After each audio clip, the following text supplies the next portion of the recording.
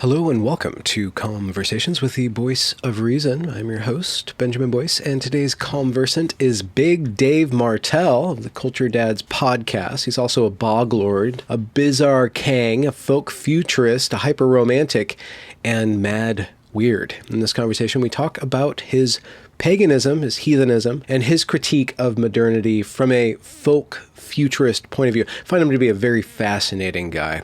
You can find links to his work down there in the description. And if you enjoyed this podcast, consider liking, subscribing, and donating. Hope you have a good new year. Without further ado, here is Big Dave Martel. How's your week? Busy, very, very busy. Yeah. Got a lot going on. The holidays coming up. I got 3 kids. So it's been a crazy year, crazy end to a crazy year, trying to keep everything afloat, keep everything going. Yeah. It's tough. Yeah. What's the age range on your children? 3. Wait, is she 4? No, she just turned 4. So 4, 6, and 10. Oh, wow. Okay. So it's a high energy household. Oh my God. It's like all the time. I have people, I was like, yeah, this place was clean like an hour ago. I'm sorry, guys. You got kids? I have a couple of stepsons right now. They're hanging out right now, That's good. doing quiet That's good. activities for the Where are you from? midday. Where are you from, bub? I'm positioned in the Pacific Northwest, north of Seattle. There you go. Yeah. I heard it's beautiful up there. Oh, it's gorgeous. It's really gorgeous. Once you get out of that accursed city. I never liked Seattle myself. Not a big fan. Are you in like the Ozarks or something, like the Berkshires, or? No, I'm East Coast, bub. Aren't the Berkshires in the East Coast? Are you Appalachia? Yeah, I'm in Pennsylvania. Oh, okay. Yeah. Is that where you, where your lineage is from? Like where all your people are? Yeah. Yup, big time. Are we recording right now? I guess so. Okay. Sounds interesting now. Yeah. So my father's family landed here in 1689 in Pennsylvania colony. So they were very, very early. They were of the earliest German settlers in. Okay. At least that's what the paper says. It says 1689. Okay. So it could be, it could have gotten screwed up or something like that. But I am, even if it's a little bit later or whatever, even if the date's a little wrong, very, very old blood Amerikaner. Very, very old blood. Yeah. My ancestors fought in every war. They've been here. They worked in the coal mines. They were the first German settlers. They settled Germantown in Philadelphia, which is not populated by Germans anymore, unfortunately. And then they, went west in Pennsylvania. But I'm an old blood Pennsylvanian. My mother's family came over from Calabria, Italy, so I'm half Italian. My grandfather came over when he was a little boy with his family and his father and all that. So, yeah, I lived in Jersey for a little while, but that didn't work out for you. Are you a fan of cities? Nah, not really. I grew up kind of country, so. Yeah. I grew up in central PA, which for folks that don't know, Pennsylvania, well, who was it? I think it was Bill Clinton said that you have Philly and then you have Pittsburgh and then everything in between is Alabama, right? We call it Pennsyltucky, right? It's really. There's places out here that if you go up into the mountains, you will find some really, really, weird kind of people. Maybe. Yeah, they're okay. I don't want to talk too bad about them because they're my people, but they're the kind of guys that'll drag a hiker into a mine shaft. You know what I mean? Oh, wow. Okay. Yeah. Right on. What about your life? What kind of industry was your dad and mom in? What's the context of you getting raised up? Very, very working class. My mother did not work. She did she did some work on the side, she cleaned churches and did some stuff like that. But my dad worked in, I guess you could say, manufacturing, labor, stuff. Very, very working class. Kind of on the little bit higher end of working class, but still very working class. We were not very wealthy. And then they had a horrible, horrible divorce when Oh I no. was pretty young. Yeah. So, that was a pretty big mess. I mean, they were like my parents. Yeah, I don't want to get on and talk too bad about my parents because they, Yeah. they're old now. It's a long time ago, whatever. Yeah. But they had some problems with drinking, and they didn't get along. And my dad was a hothead. He has real bad temper, and my mom, is dramatic. You could say, right? So, Italian. very, very Italian American, right? So it didn't work out, and it was just a tough time. We had a tough Yeah. time. We were very, very poor for a while, and then when I got a little bit older, I am part of a region that got hit really hard by the opioid epidemic. Oh really? Yeah, so I lost a lot of friends to that, Yeah. and I had a tough time in school. I got the ADHD, and where I grew up in my area, the school that I went to, they didn't really have the resources to deal with these types of Hyper. things. Yeah. So actually, that like poisoned me. I'll tell you this, I had a tough time with this in school. I was bored. I was so bored in class all the time. So they sent me to get like tested and everything like that. They're like, oh, maybe he's gifted, right? And I was like pumped. I was like, man, I get to go to the gifted class and go learn some interesting stuff You'll be because the they're next Ted Kaczynski getting those yeah, programs. what?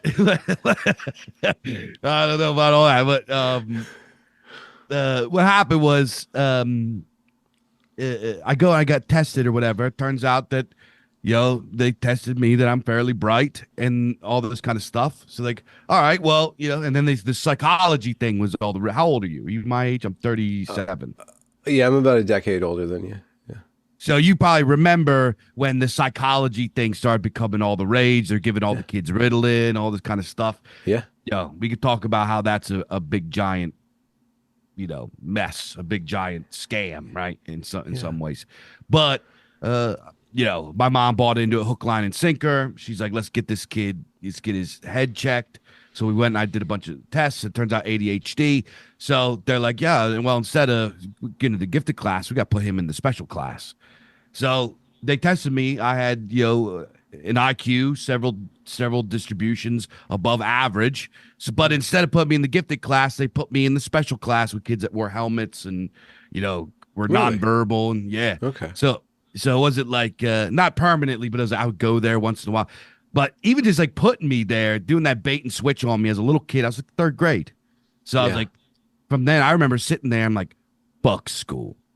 And that stayed with me for the rest of being in school. And then I get out of school, opioid epidemic hits, a bunch of my friends die. So a lot of these experiences shaped my worldview on things. Absolutely. So, yeah. Yeah. Absolutely. What was your relationship to knowledge, like academic knowledge? So growing up, big reader, or yeah, my grandfather, my maternal both of my grandfathers were very, very, very well read men.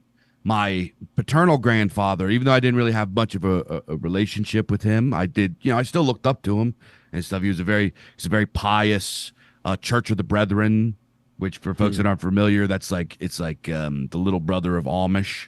Oh, okay. It's like they're the Amish that don't do all the Amish stuff, but they believe the same religion. So he was Church of the Brethren. He's very active in that. My paternal grandfather was what you would call an autodidact. He went from being a coal miner to going into the military, became an engineer. Was very, very well versed in philosophy and taught in mathematics, and he was a brilliant man. Like if you tested this guy, he's probably genius level. He was a really, really intelligent guy. So he was really stiff on you always have to read. Knowledge is important. You must always have knowledge. And then my maternal grandfather was the same way, except he was more art focused. He played guitar. Everybody in the family was a singer. All my great aunts were wedding singers. He was a painter and a sculptor and all this kind of. He had all of this kind of creativity. and he loved fiction and he loved storytelling and he loved like fantasy. So the first book that he read to me when I was a kid, and when I was a little kid, my little brother got sick, so my parents weren't around. I got raised by my grandparents. My Oh, grandparent, yeah, my maternal grandfather was kind of like my dad. He became my dad, and he read to me the first book I remember is the first book he learned when he learned English was The Hobbit, and I just fell in love with this. I yeah. fell in love with The Hobbit. I fell in love with all of these stories. And then I'm sure you remember back in the 90s and the 80s, we had so many great films, man. Never Ending Story. You had Crawl. You had Conan the Barbarian. You had the old Lord of the Rings animated films, the Yeah, Ralph I remember Bakshi that. I gotta ones. see Remember that them? again. Yeah. Oh, magnificent. We had so much good content. And then books, there was books when I started like really starting to read higher level stuff on my own, I went all in. Conan the Barbarian. I went in, I was obsessed with Edgar Allan Poe. I just fell in love with all of this kind of stuff. And I was obsessed with the ancient world. For some reason, the ancient world called to me. Like Hmm. I like to say that, because I'm a heathen, I say that I've always been a heathen. You know what I mean? They say, when did you convert? And it's kind of a weird question for me Hmm. because it's sort of always been there. It's sort of always been with me. An affinity for a certain way of viewing the world, or a certain narrative structure, or certain Well, relationship to a certain past. yeah, I guess. Yeah. Being, religiously folkish, being a Germanic pagan, Okay. I kind of put it in my head. I put it together that the gods called me to that Okay. because I associate these types of art forms, the ancient types of art forms, and these expressive things like fantasy fiction. I very much put them kind of all as part of my identity. It's probably a selfish thing, but that's sort of how I view it, and that's sort of how my journey was intellectually. Hmm. I was obsessed with ancient Rome. I loved the ancient Germanic world. I just loved ancient Europe, and I loved Egypt, and I just couldn't get enough of this stuff. And then obviously the fantasy stuff too. I was reading, like I said, Conan. I was reading um, uh, Dragons of Autumn's Twilight series, Hmm. anything that's from this guy. And then my older brother got me introduced to Dungeons and Dragons, which was Okay. really really great for kids that grow up in an area where it snows. It has gnarly, Okay. long, miserable winters. Yeah. Getting all your buddies together during the winter time to sit down and play D&D was so much fun. It was just so Yeah. great. It was such a wholesome, important part of a lot of, not just me, but for a lot of kids, right? And Yeah. it also, it introduces you to beautiful things like mythology and ancient history and And XYZ. axes. And axes. Yeah, that's right. Exactly. Yeah, yeah, yeah. So was that your creative output? Like, you put all this stuff into your head. How does it start expressing itself? You go LARPing into like Roman battle lines. Do you guys do that out there? Or No, no? I never did that. Or you do writing, or Yeah. like, how did you start to express it? So you like creatively or like religiously or what do you mean? Either, like, how you put all this stuff in you. How does it start coming out of you? Like when you kind of grow older. So I was always like a writer. Like I used to, I've always been a poetry guy. I've always wrote short stories and stuff like that as a kid. I just thought I've always been in love with it. Unfortunately, I didn't get a chance to like go to higher education or anything like that, just because the nature of, I guess this sounds kind of whatever, but the nature of the my economic environment growing up, my economic Yeah. circumstances growing up. I don't come from a family of people that go to college. That's just the way that it is. I Okay. don't come from in my family, if you don't end up with a felony or like something like Oh. that, you did pretty good. Hey, at least Yeah. he's not in jail. You know what I mean? So, Yeah. excuse me, I'm still getting over a cold. So that's it. I avoided prison, and I kind of taught myself. I kind of get that from my grandfather, the idea of the autodidact. I guess that's the word, right? You teach yourself everything. Yeah. Um, I'm self-taught with everything, and I went through a whole life of doing all kinds of different stuff, but eventually I arrived at I want to create art again. So Okay. I started the Bizarre Kives, and I wanted to put out awesome fiction and cool stuff for people, especially now in this environment when so much of the mainstream is apprehended and under arrest by terrible, rotten people that completely destroy and defile beautiful traditions as well as intellectual properties that we love. You know, how many people are just mad about what they did to Lord of the Rings or what they did to, you know, do you remember the film Willow? Yeah. Dun, dun, dun, dun, dun, dun, dun, dun, dun, dun. I know that. Willow was one of my absolute favorite films. When Yeah. they re-released that remake series they did recently, I never watched it, but I took it personal. I was like, how dare you? How I think dare they you? scrubbed it from the internet. I think they released it and then they withdrew it. That's how not confident they were in their That's how product. ashamed they were. Yeah, maybe ashamed. I don't know. Or just they weren't. they These did some people sort don't of feel calculus. Yeah. Oh, you rolling your own? That's a Yeah, luxury. it's just a cigarette. Just a cigarette. Oh, that's fine. That's great. I just Yeah. smoking inside. What a luxury. Well, you don't smoke inside? No, well, I'm a renter, so I have to Nah. not smoke right. inside. Yeah, we So own our house. What is the Bizar Kives? So the Bizarre Kives is a pulp. It's hang on, let me see. Here.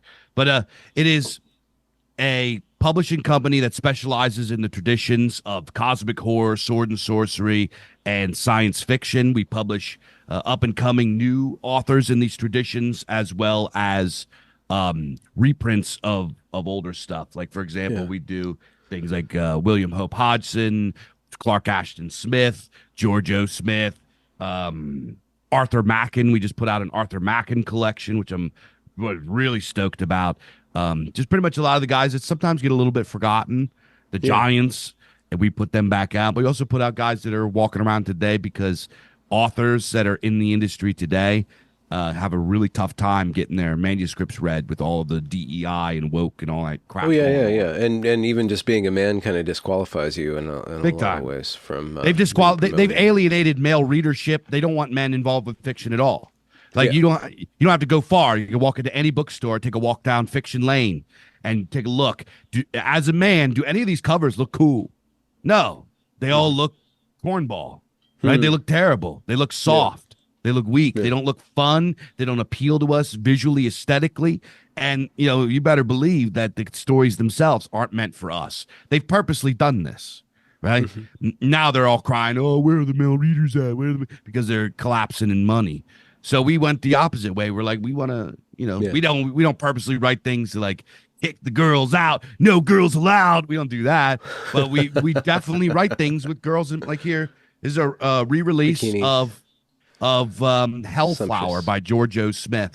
It's got like a sexy lady on the beautiful. front. Yeah. So we got like some nice looking covers on there, but we're not scared to appeal to the male gaze, right? Yeah.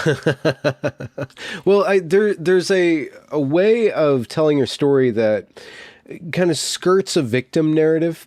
So maybe we can talk about how you or why you chose to avoid that. But just to set it up, it sounds like your people have been subverted economically, and then the pharmaceutical industry also subverted you guys. You as a male have been subverted. Like you were subjected to, you don't fit into this thing. We're going to drug you, diminish you, and make you feel explicitly like a second-class citizen, up to and including retard. And on that point, I like how you guys include the C word and the F word, but you'll whenever you use retard, you guys censor it on the Culture Dads podcast. It's really kind of funny what you'll censor and what you won't censor, like the 6-letter words, but the 4-letter words are all included, Yeah. I don't that's Mike's deal. Maybe they have a different vibe in Canada. Yeah. No, absolutely. Yeah. No, he's in Australia now, so the C word is like open season there. But good on, I can't. You say that to your mom. Good on, I can't. As long as you pronounce it that way, because YouTube will demonetize me because the C word is not allowed on YouTube for whatever reason. My apologies. No, but you did it. That. Can't. So I don't think that they'll get that, and I'm going to go through and make a little bookmark to put that out. But your people have been subverted culturally, like your masculinity is subverted. your tradition, what you find important and beautiful and lovely in the past has been subverted. So you could look at all that, like a lot of men are tempted to do, young men especially, and give up and go the way of video games and porn and weed and just kind of inoculate yourself and hedonize yourself, and nobody loves you. You know, maybe you'll do some dating apps and get as much as you can, immediate pleasures, to mollify your ambitions. What caused you, and did you have to make a choice at some point, or was that never an option, to go in the route of, owning a house, starting a publishing business, starting podcasts, putting out things, positive signals of your culture and your people and yourself? Well, the only way out of it is to build. So I would like to clarify. I did my dirt. I went down when I was a young man. I didn't have any positive influences in my life, as many young men of this epoch, also experience. So I did have a pretty negative lifestyle for a while, and then thankfully I was pulled out. I've discovered faith. I got married. I had children. And well, that's the interesting part. So what was the series of steps to change your path? The series of enlightenments or messages that you received and responded to? Oh man, we're digging deep here. So, I'll tell you what sort of switched my brain like big time. As a young man growing up in the 2000s and being a 90s kid and all this, this was before, like, we still had flip phones and everything. It wasn't the internet or whatever. The culture was still very much like frat boy douchebag culture, right? Everybody, you want to put notches on your belt, you want to go get wasted all the time, do drugs, XYZ. Unfortunately, a lot of guys in my generation never made it out, and they paid the price for it. But I went down that road too. I was up in it, and I didn't know any better.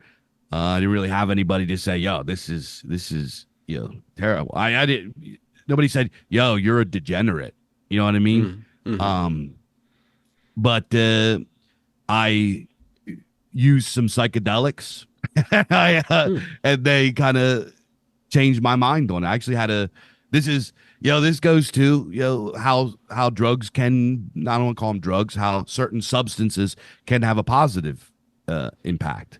One evening or one day, I partook in LSD. I took a little too much, and I had it was actually a terrible time. I had a really terrible trip, and but it turned out to be a very good experience, because what happened during this time when I took this stuff is kind of everything about my life flashed before my eyes, and it showed me like, yo, you're going to end up dead like your friends. You're going to end up, you're a scumbag. You're this, you're that. And I went through, and I just felt horrible about who I was. Yeah. And, you had an attack of conscience.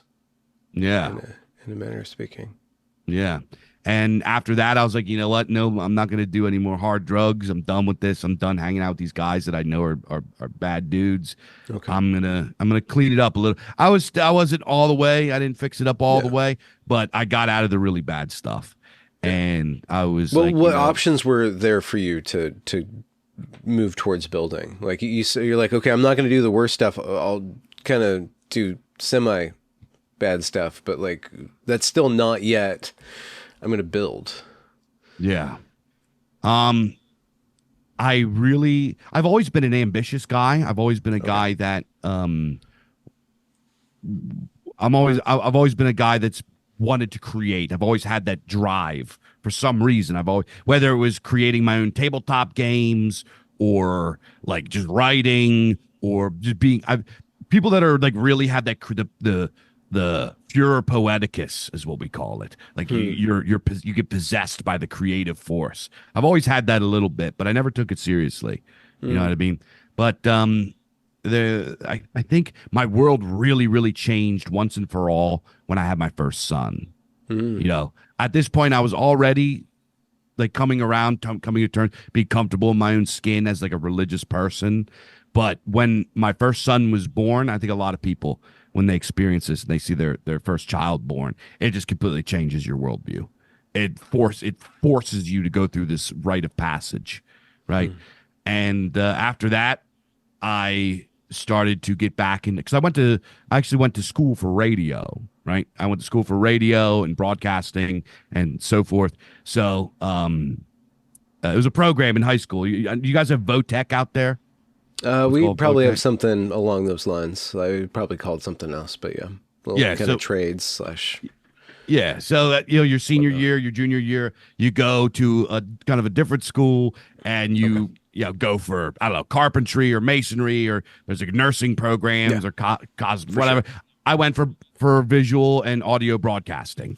Okay. So that's what I went for, and I didn't take it seriously because I was a goofball kid and I hated school XYZ. But after that, fast forward after I was like, you know what, I want to get back into doing it a little bit. So I started doing some radio stuff, and Like what kind of stuff? Like commercials? So I actually did it for fun a little bit before that. So in my time of trying to kind of get involved with different things, so I'm a crazy person. I go from I get bored very easily. I like new stuff. I love novelty, right? That dopamine hit of this is a new project. This is a new thing to learn. This is a new whatever. I'm always searching for something that is new that I could put in my brain or try or experiment with. I love it. It's a high for me. So I've always done that. When I was still living with my mom, I did a little radio program. So I used to love conspiracy radio. Do you remember Coast to Coast AM with Art Bell? Do you remember that? I loved it. That was so great to me. I loved that. I pirated some of the early Alex Jones stuff. Do you remember when he was Prison Planet, right? He was doing Prison Planet, and then you had the very, very early Red Ice. Do you remember? I don't know Red Ice. You are listening to Red Ice Creations, right? They're in a whole different ball game now, but very early on, the guy from that show, Henrik, used to do stuff about like ancient giants and Purple Dawn theory and CIA conspiracies and all this kind of stuff. And it was so weird. And I loved it, right? So I was in my journey of trying to get away from the really bad stuff after work or whatever I was doing. I would go home. I would have a little something to drink, a little something to smoke, and I would put my big headphones on. I had these old school, remember the old school 80s, 70s headphones with the curly thing? Yeah, I had that. They ruled. They were great. Dude, these new headphones stink in comparison, in my opinion. But anyway, I used to put these bad boys on. I used to just loaf out and listen and just get lost in this stuff. And I would listen to books on tape, all my favorite albums. I'm a big music guy. I also play music. So like I would listen to, I love music. So my first favorite band was Black Sabbath. I love Black Sabbath, Uriah Heep, stuff like Pink Floyd, heavy metal. I love all that stuff. So I used to listen to music and then listen to these radio stations. So I got the idea. I was like, why don't I do something like that? I went to school for it, right? I did nothing with it because I'm a goofball. Let me try something. So this is very early on. This is before streaming was a thing. It wasn't even called streaming yet. This was before video streaming. This is like before social media. I think maybe MySpace and Zanga were out there at this time. So podcasts were kind of starting to be a thing. Yeah, the word podcast wasn't around yet, right? Okay. So before that, all right. Yeah, so I got this what was it? This is a program called, what was it called? It was called Icecast or Ice Stream or something like that. Yeah, okay. And what it would do is it would send out like a audio stream to people that had this plugin for VLC player. Oh, so yeah. Yeah, so people could listen to you live. So what I did, I had this janky computer that I built, this home-built monstrosity desktop that I used, right? It was like my buddies just call it the command center, right? So I used to set this up. I had an old XLR mic that I ran into an old Mackie mixer that I did. I used an audio out and then like a bunch of different adapters to do it. My microphone in on that. I had a 50 CD disc changer. And what I would do is I would do my live shows, and I full admit during this time, I totally just ripped off of what Alex Jones. Well, no, Oh, no. okay, you were okay. I was too, yeah. But I totally like just grabbed content from Alex Jones and Henrik and everything, and kind of like mixed it up, Mix added it my up, own yeah. stuff. Yeah, Yeah. I didn't know what I was doing. Yeah, You actually, pastiche, yeah. yeah. I That's how you actually learn. talked to Henrik one time. I was like, dude, I totally like ripped you off for like a whole year, dude. I'm sorry. I was like 20 I years get old. to speak with them. Yeah. Yeah, but so what I would do is I would do my lives and I would do all talk, and then I would have these CDs that I made, and I used Cool Edit Pro or a pirated, cracked version of Adobe Audition, and I would make these like CDs full of like they would have bumpers that I made, commercials that I made for fake stuff, talking about other shows that would run previous shows, blocks of music or whatever. So when I wasn't live, it was constantly live playing, and it would sound like a real radio station. And at the time, I actually had a decent little audience and everything like that. You would go on How forums. did you know the audience? How would you get feedback on how many people were listening? Was there something in the app that would show you how many people are connected, or was there some sort of forum feedback? Like, how would you know who's listening? I believe there was like a ticker that would say how many listeners you had. Okay. But you could also go onto the forums and people would like talk to you and stuff like that. You know, this is Okay. we're talking Yeah. this is 20 something years ago. So I'm like losing details here. But yeah, so I got into that, and that was kind of like my foray into radio, and I just really enjoyed it. And eventually, after I dropped off. I was like, "There's no money in it here. There's people coming at me on." I was, the internet was kind of new, not new, but there, I wasn't really ready to like start getting emails of people threatening to come to my house and trying to find where I live, and you know what I mean. What Like, there would you be doing to get that response? conspiracy. I don't know if you remember, but conspiracy theories back in the day were not as well received. You know what I Okay. mean? They really Nowadays, shocked people's worldview. yeah, like it was. I just thought they were cool, weird things people were talking about. I didn't understand it would have this kind of reaction. Nowadays, you could just walk into a bar anywhere and say you think the moon landing didn't happen, and a bunch of chuds would be, yeah, that's totally fake. 9/11 didn't happen. Epstein didn't kill himself. But 20, 30, 40 years ago, that wasn't cool to say out loud. You were the crazy person. You know what I mean? Yeah. Yeah. And you got flack for that, and that it sounded like you were saying that kind of like caused you to back off a little bit. Yeah, I was like, I'm at my mom's house. I don't need some psycho showing up to my mom's house. This kind of stuff. It kind of spooked me a little bit. I wasn't ready for that. And so, yeah, I went on. Yeah, and then I got back into it, and I started doing stuff circa 2000 and who knows when. My timeline's all screwed up, and I got into 14? more. 17? Yeah. Leading up to the Trump election, I got right back. Yeah. I got back into it a few years leading up to the Trump election. That's when And things get interesting. That's when things started 2014. getting interesting. Yeah, 13. and I did. I was in more political stuff. I was What involved were your with politics? that. I was a libertarian at the time. Yeah. Yeah. I was a It's a libertarian. respectable thing to be in the early teens.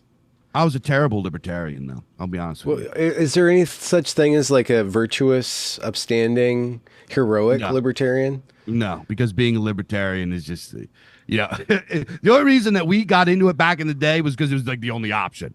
Yeah. Right? It was like the only third option you could look at, right? Yeah. So, I took it serious too. I read, Murray Rothbard. I was reading von Mises. I was like reading all the guys they told me to read. Yeah. And the reason that I really got into it because I thought it was the most American. Right? I thought it was the most 1776. I thought it was the most in line with what the founders believed. Now, obviously, not only do I disagree with that assessment entirely, I also don't agree with what the founders believed either. Okay. So, I Spicy, kind of, maybe. There was something spicy. that I read. Maybe I'll get your response to this. There's something I read a couple weeks ago on Twitter. Somebody said, you're a libertarian because you want people to leave you alone, and then you stop being a libertarian when you realize they never will leave you alone. So then you have to kind of make peace with the fact that you can't just be left alone. You're never going to get a chance to grill until certain assumptions are forwarded in the society around you? What was your trajectory away from libertarianism? I read that. I didn't even read the whole book. I read like the first quarter of Hans Hermann Hoppe's. What the heck was that book called? Democracy, the God that failed, or something. The God that failed. Okay, yeah. Yeah, so it was something like that. I read. I was like, all right, well, I'm cooked now. I don't believe that anymore. What was it? What triggered you in that? It was he made the case. He pretty much made a case for monarchy in it. He kind of man, it's been years since I read the book. Well, So, yeah, but it definitely caused you to reassess the landscape, the real politic landscape, yeah, in some way. I started to question things like what do rights mean? What are rights? You know, what does autonomy mean? Like, why is that good? Why is here's a big one. Why is freedom good? You know, I don't think people that say I believe in free speech, they don't really. I don't think anybody really believes in free speech. Okay. You know what I mean? Everybody has a hang up that they think there are things you shouldn't say. Yeah, And but our most hang-up of hang-ups as Americans, we have this thing called oppositional defiance disorder, where we just don't want ODD, anybody yeah. telling us what to do. Just don't tell me what to do. You know. Yeah, that's a problem. And I'm sure you have that too. I mean, we all kind of have that. Like, don't tell me what to do. I'm going to do my own thing. So, like, even though we are libertarian, we're liberals in practice. This is the thing. Like, even if we get really based and we question the foundations of liberal democracy and pine for monarchy, we ultimately don't want an authority telling us what to do, because we saw that in COVID. And it turns out that the authoritarians are Karens right now.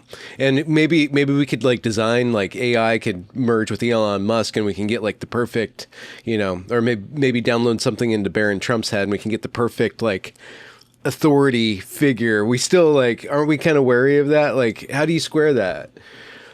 So you're right. I think that most people walking around have this thrownness. They're kind of infected with liberal priors, sort of forevermore until at least like whatever. But I think I think a lot of that is eroding. Our boy Mike, who's a genius, by the way. Mike's brilliant. I just had him on, and hopefully we'll have both of you guys back on my channel. And I can capture that magic that you guys make together. But go on. He describes what he calls the epistemic divorce, right? As the epistemic divorce begins to widen, certain people that are on certain sides are going to kind of abandon these priors. I think I was arguing with somebody about this yesterday, actually. A lot of MAGA. So this guy was coming in, he's trying to argue from the right. And he says, you know, MAGA, they're a bunch of, you know, libtards. They're XYZ. Containment, gatekeepers, etc. Yeah, they're this and that. And I'm like, how is, you know, maybe some of that's true. I'm not saying that, you know, they're perfect and they're great and everything like this. But what I would say is that they are fundamentally and functionally less liberal than you are. And this triggered him. He didn't like this. And he goes, well, how is that? How is it that they're doing, you know, they have LGBT, blah, blah, blah. Because here's the thing about MAGA is that most of them, if Trump said, I am king now, democracy is canceled, they would follow him. Their loyalty to Trump supersedes their principles and their loyalty to the abstractions of liberalism. A lot of MAGA would follow Trump into hell. And for that reason, they are functionally and fundamentally less liberal than disagreeable chuds on the internet that don't, you know, that have all these criticisms of everything. That, you know, the only reason they're here is because it's some sort of grand disagreement. It's some sort of catharsis in their reaction against the world that has disowned them, right? So, in my opinion, the MAGA phenomenon is not perfect. Nothing will ever be perfect. There will never be some grand sweeping victory or something like that. But the fact that there are now millions of people who effectively would become subjects of a king that they are loyal to is moving in the right direction. Wow. That dissolves a lot of the liberal priors that are kind of woven into their such as what? Such as like deracination, like the just believing in the market, believing in rational human agency, believing in the abstractions of liberalism. Could you map that out? Like, what are they moving away from? They're moving toward loyalty, toward hierarchy. Like, what is it? Exactly. So liberalism comes with this idea of like autonomy and individual agency. Obviously, they this is very much informed by the Protestant thinkers of the time pre-Enlightenment, guys like John Fox, so on and so forth. Without John Fox, you don't get John Locke. So, I am embarrassed to not know who John Fox is. Yeah, he was a really important Protestant. I don't want to say revolutionary, reformer, thinker during that time period. He was, European, is he in Britain? Okay. He's the guy that actually influenced William Penn to become, during that time, these Protestant sects were kind of considered these wacky, kooky cults. Oh, yeah, for sure. And some of them today are still, you got the Quakers. People don't realize how subversive and weird and kooky the Quakers are. Well, they used to actually quake. Yeah, exactly. They're totally weird. They're totally weird. Yeah. They have all like juiced up on the God sauce. Yeah, and they like are at the point now that they view every holy book as equal.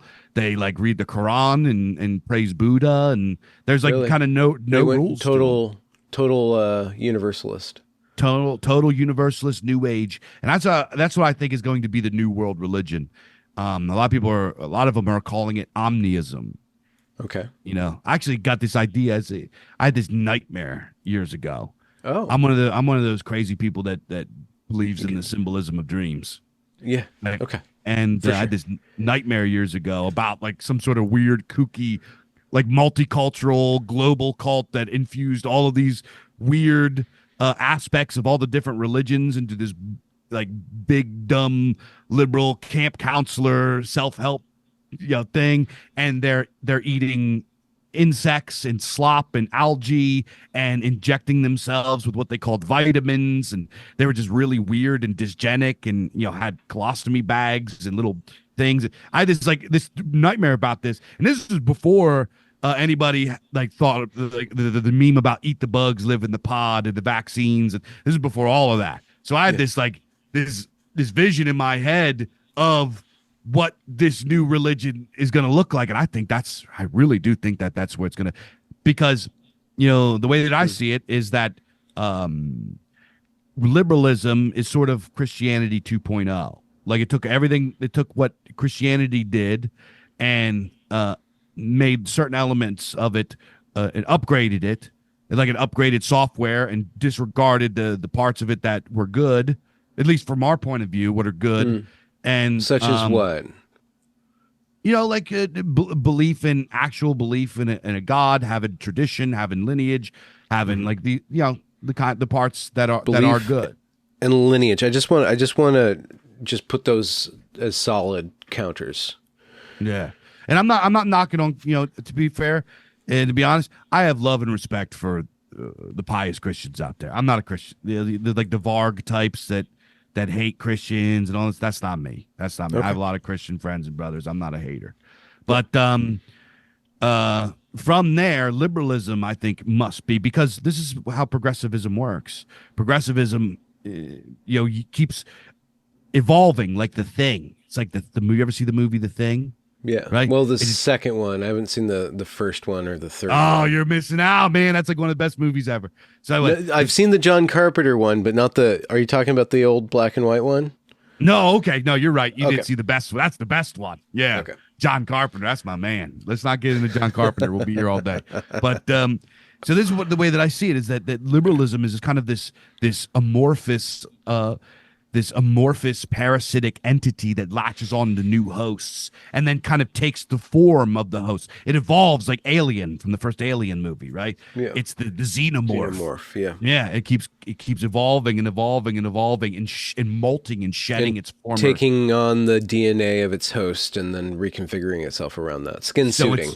Exactly. It skin suits and keeps evolving into these new forms and shedding the things that are no longer effective for it, right? Mm-hmm. So I think the next iteration of liberalism is going to bring back these kinds of aspects, these functions of religions, or at least it's going to emulate the functions of the religions, because people are becoming more religious. It's all across the world. People are looking for God. People are looking for that spiritual materialism has failed, rightly so.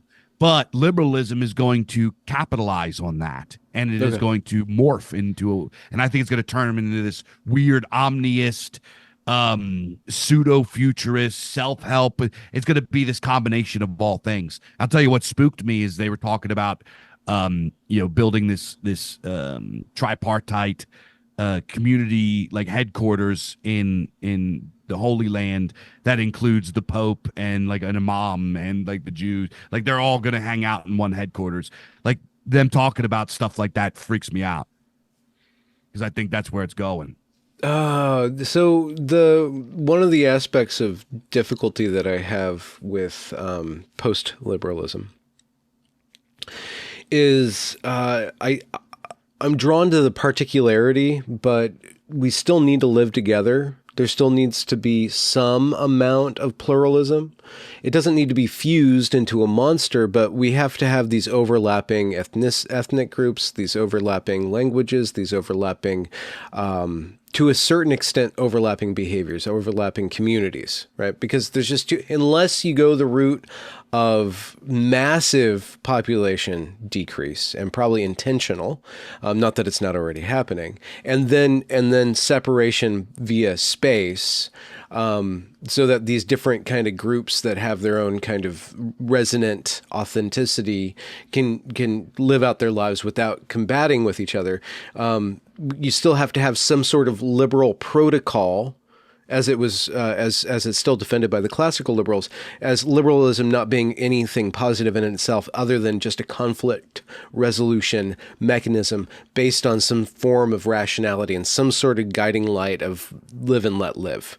So I don't see how I see the nightmare that you're describing of this totally just defanged and gelded amalgamation of all the religions. But I also see a nightmare of like this return of tribalism that isn't tempered by some sort of confidence or peacefulness that would lead to utter disaster too. Well, I would. So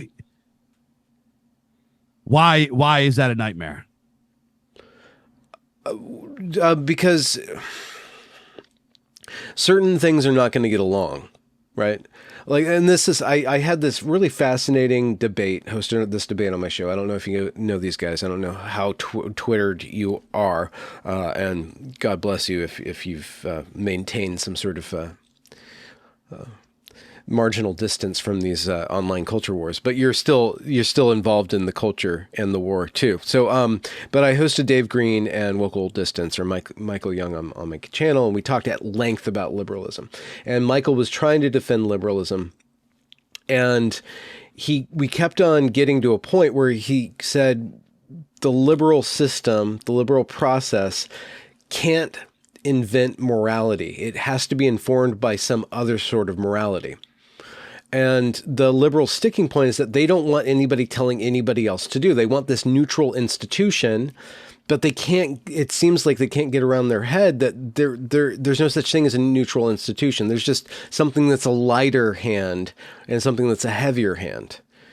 And if you empower the government, like it has been empowered by wokeness, to force all the kids to transition, force all the kids to invent these sexualities. And it was interesting. I had a stupid tweet that went viral, which is obvious. The stupider you are, the more attention your thoughts are going to get. But about, and it came up in discussion, and the tweet was about sexuality. And it came in discussion that turns out that kids who identify as queer or as bisexual or as gay are having more children than kids who identify as straight. So they've all been indoctrinated into this pornified category, and they're going about their lives in a completely chaotic manner because that is the morality of the system. So you can take over the system and you can purge the system of the perversities, but you're going to have to install some sort of positive thing. And I think that because America, and there's a strong enough tradition, I think something along the lines of this is a problematic term now, but a Judeo-Christian or a Christian informed by the Old Testament kind of light hand, 10 Commandments, love thy neighbor kind of morality installed in government is probably the best way forward, as long as it can maintain some sort of lightness. Otherwise, you get into oppression, and groups as such as yourself, or even publishers such as yourself, will have to go back under the radar, right? So what you're saying is that the kind of the light Christian ethics of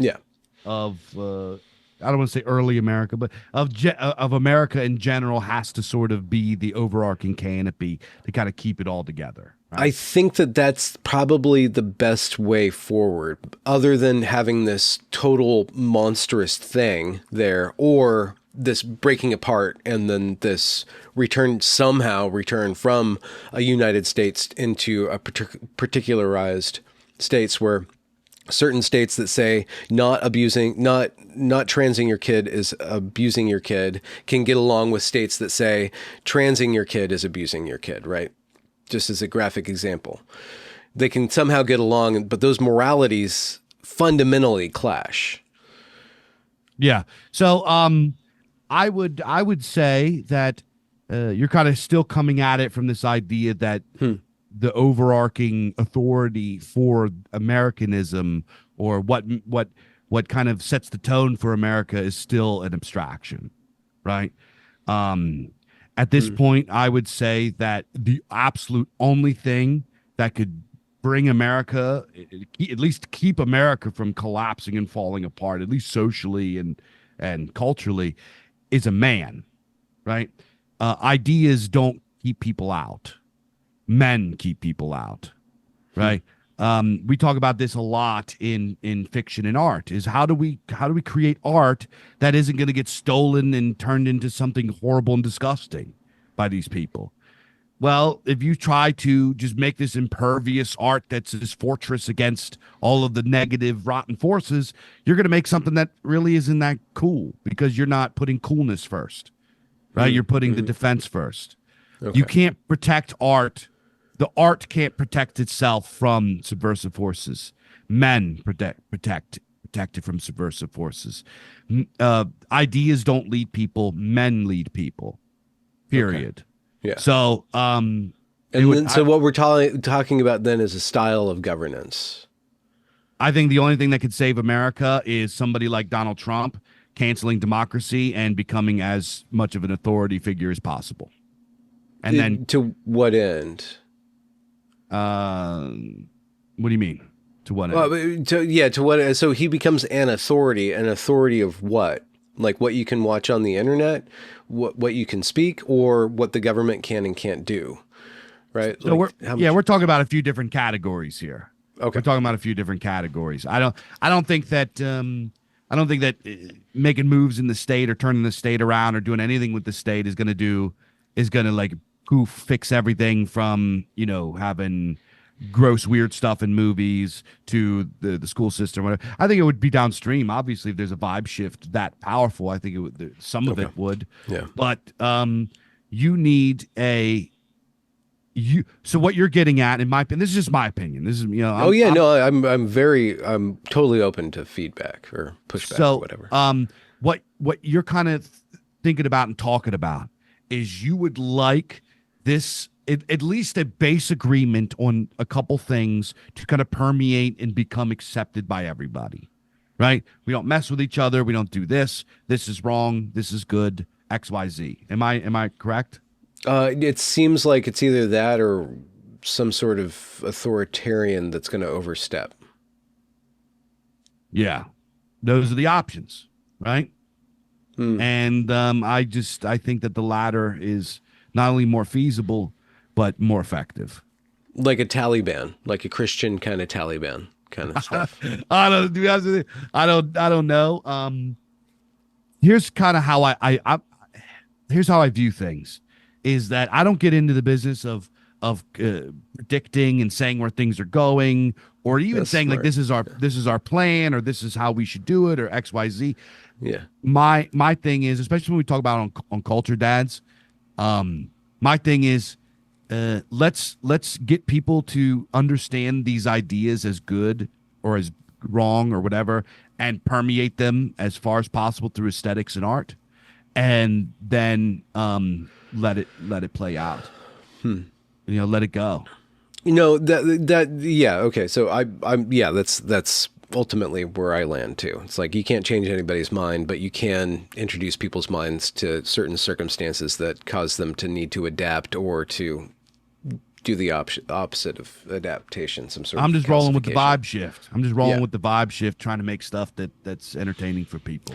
One thing that I noticed, I did a very extensive series that I still perpetuate about transgenderism, and I took it from like personal points of view and then like the professional points of view and analyzed that and cultural points of view and stuff like that. And one thing that you have that's really interesting is that you have these well-meaning Obama, Clinton Democrats kind of living their life and believing that these things are bad, like authoritarian's bad, Nazism's bad, and everybody, this 90s kind of just let people do whatever they want and they'll basically make the right choices. And then their child just comes home one day and says, Dad, I'm a boy, right? Yeah. Like, right? And the parent's like, okay, well, that sounds wrong. So let's go take you to the professional. And the professional is like, oh, no, this is a boy. Like, you were wrong. And it's actually wrong for you to disagree with her. He knows his identity and you don't. And then through a series of mechanisms, that child is then indoctrinated even further into this mind virus, and then their body suffers. And the liberal, well-meaning Democrat, if they don't go along with it, they start to resist and they reach out for resources. And thankfully, enough people are reaching out for resources that there is a vibe shift definitely happening on this on this level. But what they have a really hard time comprehending is true cosmic horror. Like they watch something evil eat their child alive and they have no frame of reference for that. They're like, this is kind of bad. This is illiberal. All their language, all their concepts, all their good feelings, all their vibes has no way to comprehend true evil at all. Like they don't have they don't have it in their lexicon. And then they start to see it, and they still don't have that the frame of reference. So aesthetically, that's why I think it's really interesting that people who are going towards a more virtuous path, and a vital virtuous path, start to talk a lot about cosmic horror. They resurrect Lovecraft, even though they're standing for good and truth in the American way, in this very vibrant way, they bring along with, or they resurrect this darkness, and they put this darkness like in the room. They bring it in the room. They start telling really dark stories to their children. Yeah. So, first of all, I'm a Lovecraft guy. I am a big fan of Lovecraft, have been for many years.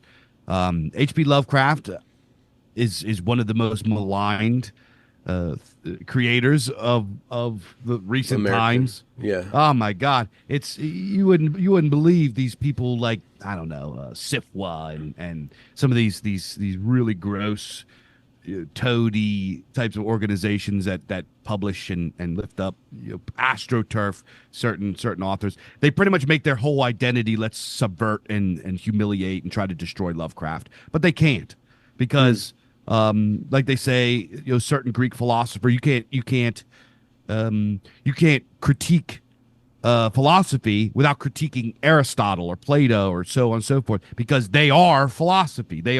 You can't critique horror. You can't take out horror without you take out Lovecraft. He is part of the DNA. He is there. He invented ways that we deliver these traditions, right? And I would argue that they are traditions. I think that things like cosmic horror and cyberpunk and science fiction specifically are very, very important literary traditions for our epoch that stand beside some of the more mythopoetic traditions of we go back to Homer or Beowulf, et cetera, et cetera. I think that that's our version of it, and it's mythopoetic in a different sense. So, cosmic horror, for some reason, is becoming more popular among people, and you're right, among people like us. We love it. We can't get enough of it. For some reason, it sings to us. And I think, there's lots of speculation. It could just be that it goes hard and it's awesome and Lovecraft was based. Well, yeah, right. It could, it also, I think, illustrates the horror of outsideness, right? In a time that we are in real life, like that Tesla quote that everybody memes, in our lifetimes, we will see horrors, man-made horrors beyond our comprehension. We are seeing man-made horrors beyond our comprehension. Walking around, just walk people, turning themselves into man-made horrors. They're putting animal brains into robots, right? We're going to be seeing, in our lifetime, we will see gene editing. We will see designer babies. We will see people that are more human than human, right? Like that White Zombie song, right? We are going to see automation and AI. We are going to see things that are pretty spooky to us, and it's coming. We are being hurled over the precipice, whether we like it or not. Nothing, it doesn't matter where you are on the political spectrum.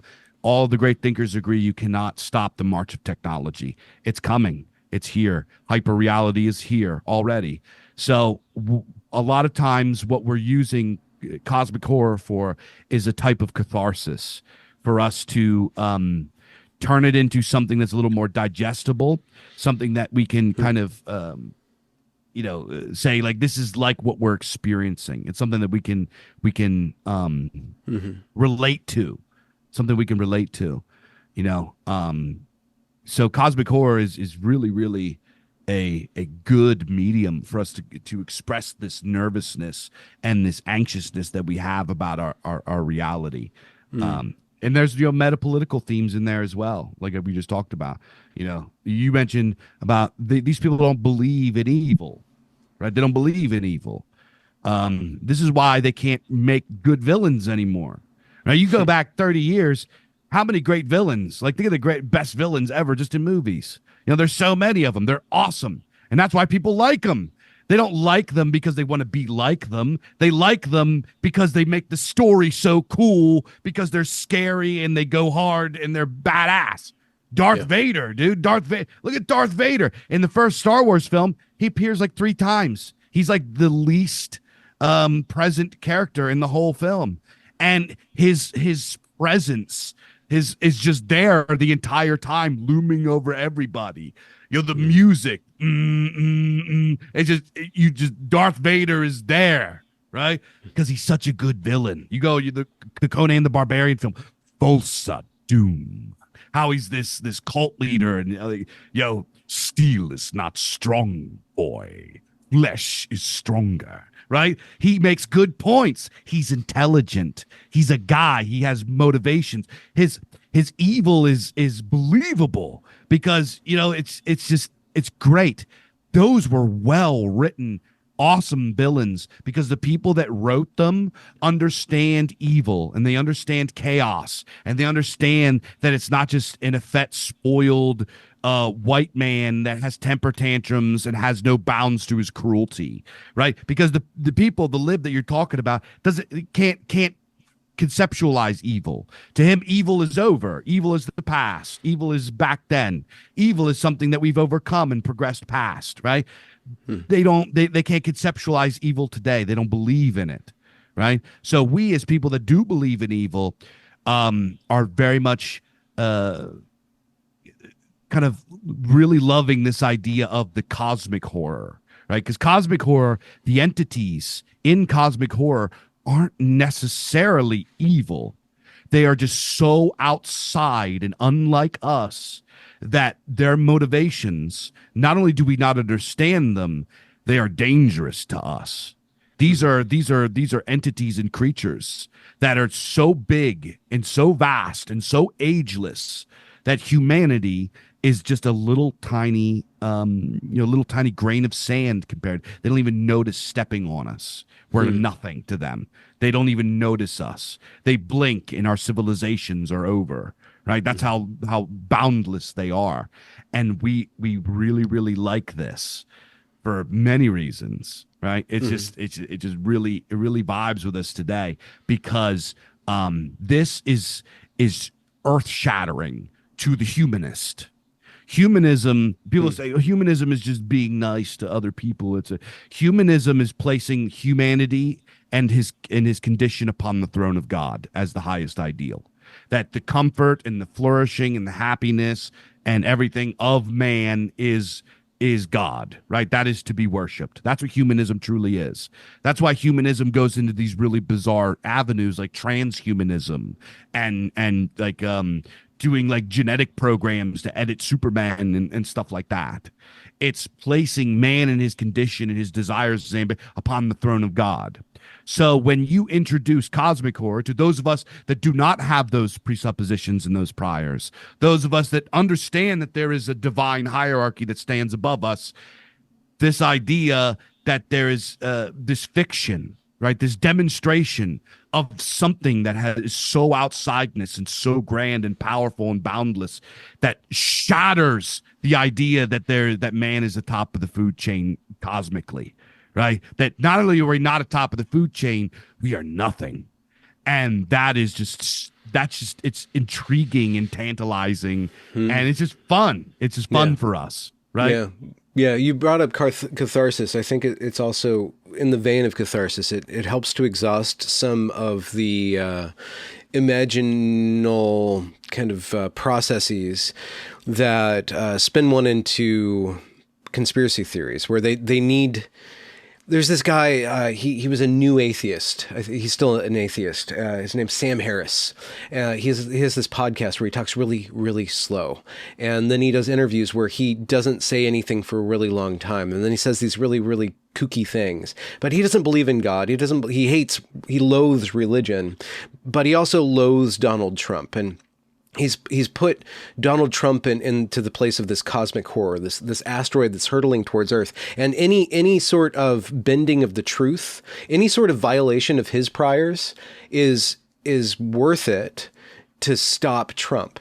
And when you listen to Sam Harris, he believes actually he does have a God, and it's these institutions, it's these experts, right? That somehow there's this institutional procedure that just operates beyond human beings or through human beings to exert its perfect will upon us. And it will give us these vaccines that will save us from this poison that it's created, to save us from these other things that it's trying to protect us from.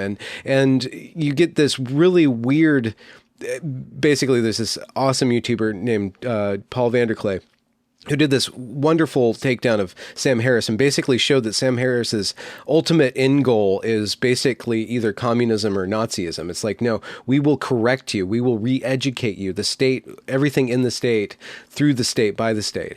And because of Sam, and I'm sorry to pick on Sam like this, but I have a hard time with atheists because it seems like they tend to lack the imagination for something that's beyond human. They eventually their brain kind of gets locked into this rationalization, and they create the monster, or they create this deity, and they're unable to do it because unable to see what they're doing because they've shut down all of the language and the perception that would show them something bigger than their mind. And so I guess I was just saying, I was trying to lean into that vision that you had about this all-consuming entity that just absorbs everything great about the human imagination. He uses it to exert itself. It's kind of a cosmic horror. Yeah. Like the Davos stuff is kind of a cosmic horror. And if you don't have kind of this mythopoetic way of looking at things, the only recourse you have is conspiracy thinking. To go back to your conspiracy thing, it's like, okay, well, there's this group and this group and this group, and there's all these human agents that are pulling the strings ultimately, because you can't imagine that, no, there's these things that have a will of their own, and they use people to affect themselves. And there's like incentive structures and stuff that shape this egregore, this entity, and it's beyond human. So being able to talk about that gives you a little bit of a leg up, maybe not in confronting it, but living in its shadow or safely avoiding it. Like what is the usefulness of translating this cosmic horror into like seeing these things happening in the real world and then protecting your children or warning your children or protecting yourself from being eaten alive by it or becoming a functionary of it. So I think you're 100% right, especially about the new atheist types, the secular types. They are functionally religious. There's nothing about them that is not. It's 100% a mirror of religious institutions. And not only just a mirror of it, they like to fancy themselves these rational, you check the science and trust the science and check the data and have a source. And, they have all these kinds of beliefs that they fancy about themselves. But in actuality, they are probably more zealous than me and you. You know what I mean? Absolutely. They actually, I would say they absolutely are. Yeah. If COVID taught us anything, it taught us that. Yeah, they have. I also think that a lot of the COVID phenomenon was people getting the chance to express their cruelty. People that have narcissistic traits and everything like that have they finally get a chance to beat somebody. Get somebody in trouble. You know what I mean? But and I think that a lot of these types of people do have that in them as well, that they don't actually really believe any of this. This is kind of just like their Machiavellian way of climbing the social ladder and being able to be above somebody and enact their inner cruelty upon somebody beneath them in an acceptable way. I think they have a lot of this. But what you're talking about here with Sam Harris and these types of characters and their pseudo-religious kind of thing. I actually have you want to hear a real crazy schizo theory that I have? Oh, totally. Yeah. You got into it with the egregores and stuff like I sort of I either suspect that you have heard some of my ramblings about this on Culture Dads or something, or it's some weird convergent thinking that we got going on.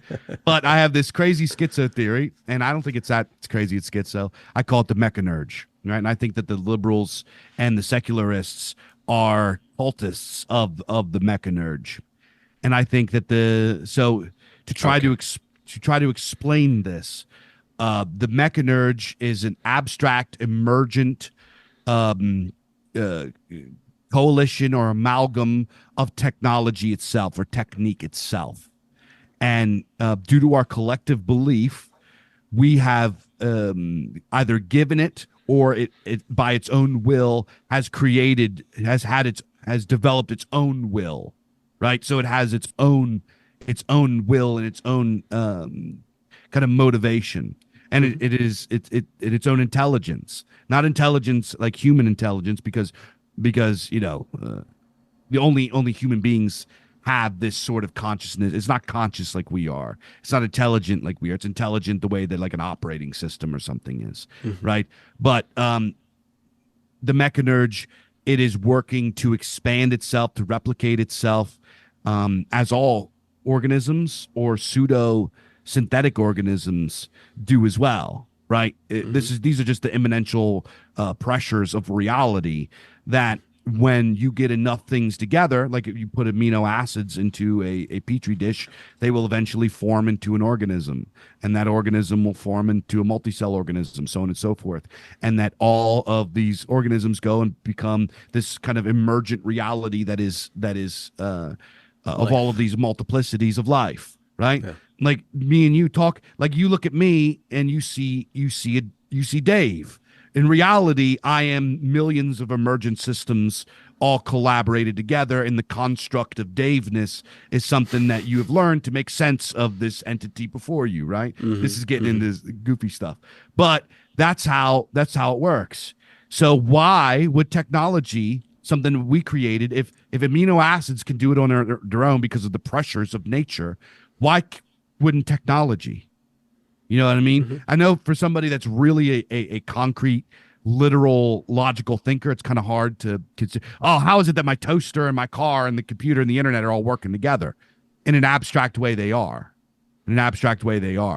And they're sort of they're beginning to use humanity as somebody said this, I can't remember who said it, but it's a really good saying, that technology is now using humanity as its reproductive organs. And it will continue to do this.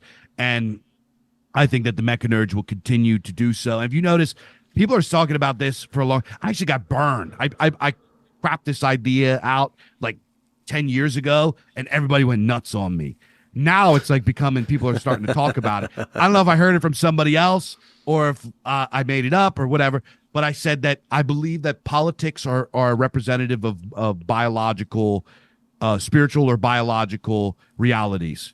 Mm-hmm. So we are, you are, whoever.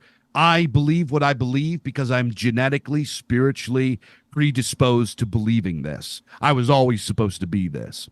And it's not any sort of secret that you can look at somebody and based on how their face looks, based on their visage and their stature and their behavior, you can pretty accurately guess if you're somebody that's tapped into the political and to the social and all this, that you could pretty accurately guess what they believe, right? So we're all sort of NPCs to a certain extent. We are all kind of at the mercy of our genes and our spirit and what we are, right? I forget where I was going with all this. Well, how does one step beyond that, or is stepping beyond that some sort of fiction and wrong path? I don't know, bud. I think that's above my pay grade. Well, why be religious? Is it if it's merely just an adaptive thing that helps you live a better life and reproduce more and have more comfort and more stability? Well, I don't think that's so. If you say, Dave, why are you religious? My answer would be because I'm supposed to, because the gods are real, and when I die, I'm going to go to the underworld. That's like in my heart of hearts. That's where you go to the underworld where you face judgment and then you're reincarnated. That's what my ancestors have always believed. That's what I believe. I've had spiritual experiences that enforce that for me, but that's not really a good argument in conversation. That's just my inner beliefs, and that's the inner beliefs of every real religious person, I think. Well, let me rephrase, because you brought things down. We broke things down to that kind of evolutionary lens. Yeah, which is another cosmic horror to me. Yeah, when you try to really grok that life is just this kind of these systems upon systems upon systems, and there's no essence there. It's just something that's molded into the shape of reality, which I just can't. My intuition says that there is a content, even on the level of the Mecha urge that you brought up. I'm like, no, that's the satanic force, that's the material force, and yes, it has a character to it. It has a spirit to it, and ultimately it can be put in its place, and ultimately it will be subservient to something higher, though it will crush everything in its path if it's not ordered correctly, because it doesn't care, because it's acting according to the satanic principles of its level of existence. But when you said you look at me and you reassemble me in the construct of Daveness, or the abstract concept of Daveness.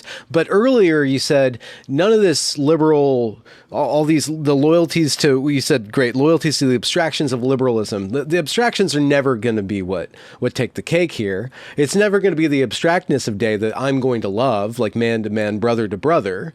I'm never going to connect with that abstractness. I'm going to connect with a perception of you as a living human being, sharing reality with me, and through that connection, I quicken you, you quicken me, and we both experience our humanity beyond the abstractnesses, beyond the systems, and we have a conscious to consciousness, and then we recognize that as, and then I get to see myself, and then I get to look at myself, and hopefully this is the religious arc for me, hopefully in connecting with you, either on a very low level, like my ideas are challenged, or I change my mind about something, or I learn something new, but maybe on another level, like there's something about the way that you're living your life that is good, and that I lack, and that I can implement in my life, or I can correct myself in a way, and we exchange each other, and then we go off on our separate ways, right? So I just wanted to challenge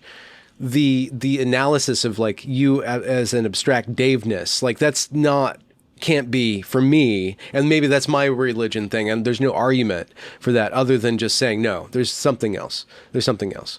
So I do want to say, when you were describing the Mecha nurge, I could feel and hear the disdain and kind of like you just like really didn't like that idea from a gut level. No, the idea is great. That. No, I didn't. The idea is great. Like, but the entity itself is is to be respected. I mean, there's fear there. No, I liked it. I okay. Like authentic. I just like the authentic vibe that came through when you were talking about it. Yeah.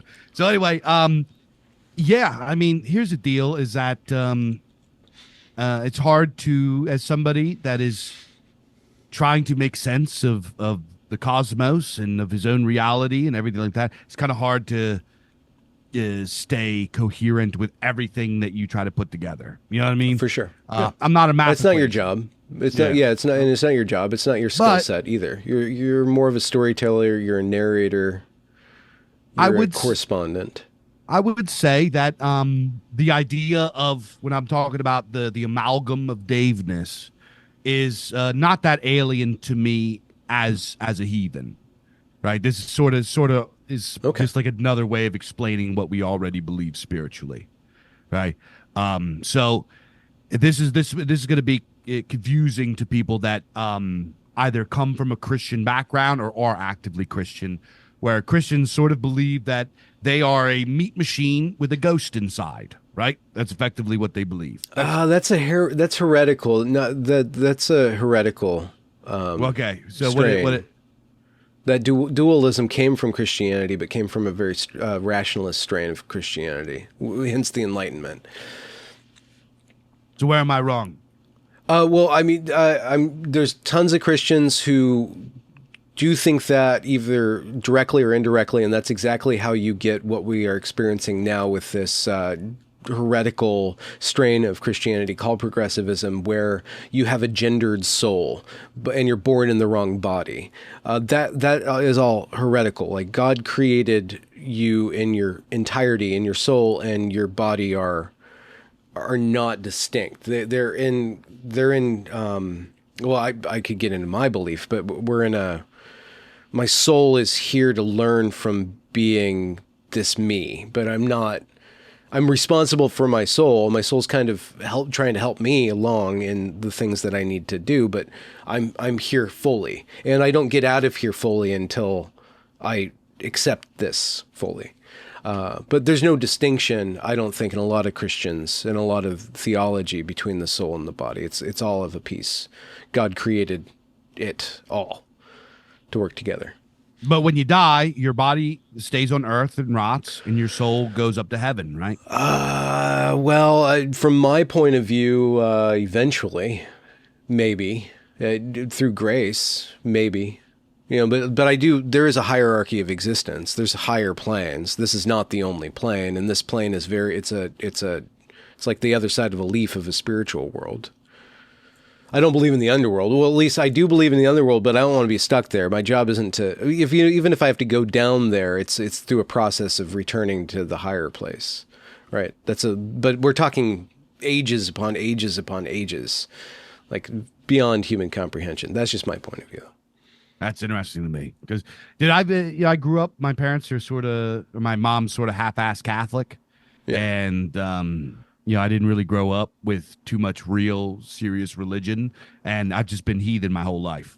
So just to hear other religious stuff is like interesting to me. But why heathen then? Like, what's the content of that? Or give me the counterpoint of like how you came to your belief, especially your direct experience, your visions, your stories, your dreams, the things that confirmed your worldview, and why you call it heathen. So I'm a little hesitant to kind of talk about my spiritual experiences on whatever, because there have been times I was more open about it, and people came at me saying nasty things, and I get mad about it. It's okay, yeah. I really take, because those are very serious, special experiences to me. Yeah, and when people say get too nasty with it, it's like, I don't, I don't like it. So we could talk about it in a private conversation, but okay. I believe what I believe because I believe that the gods are real. I believe that the gods have always been real. I believe that this is which gods? What gods? The Germanic gods, the ice theater, right? Okay. So that these gods are real and they've always been real, that they came to earth and they sired our folk, and that when we die, we will go to the underworld. We will be judged at the hell thing. We will either be cast into damnation or to join our ancestors in the Hall of Ancestors until it's our time to be reborn and do it all over again forever and ever until the end of time, until all What cosmic annihilation. is damnation? Just non-existence or deconstruction of the No, Dave thing? no, the damnation is you go to the corpse shore and are consumed in torment for the rest of the time. Okay, so there's no end to that process if you fail. I don't know, maybe.